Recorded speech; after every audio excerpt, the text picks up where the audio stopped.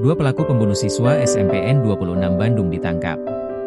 Misteri penemuan jenazah Zaak, 14, siswa SMP Negeri 26 Kota Bandung di kawasan eks objek wisata Kampung Gajah, Bandung Barat, akhirnya terkuak.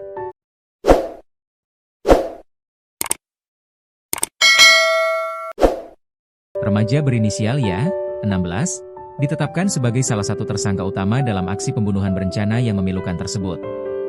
Ia diringkus jajaran Polres Cimahi di wilayah Kabupaten Garut pada Minggu, 15 Februari 2026, dini hari, bersama rekan lainnya, APM, 17.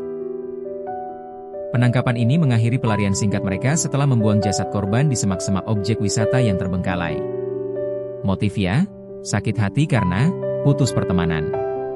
Kapolres Cimahi, AKBP Niko N. Adiputra, mengungkapkan bahwa ia dan korban sebenarnya sudah saling mengenal sejak lama. Namun, kedekatan bertahun-tahun itu hancur seketika akibat sebuah pernyataan dari korban yang menyinggung perasaan tersangka. Motif tersangka ia tega menghabisi korban karena sakit hati. Berdasarkan hasil pemeriksaan, korban memberikan pernyataan sikap bahwa ia ingin menghentikan atau memutus hubungan pertemanan dengan pelaku, ujar AKBP Niko, Minggu 15 Februari. Rasa sakit hati yang mendalam itu rupanya berubah menjadi rencana jahat. Ia bersama APM diduga telah mengatur strategi untuk mengeksekusi korban di lokasi sepi, yakni di Desa Cihideung, Parongpong. Terancam pasal berlapis hingga pidana mati.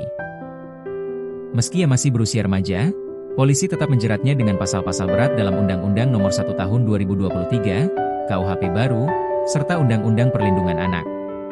Karena indikasi pembunuhan berencana, ia dan rekannya dijerat pasal 459 HUP dengan ancaman pidana mati, penjara seumur hidup, atau paling lama 20 tahun, tegas Niko.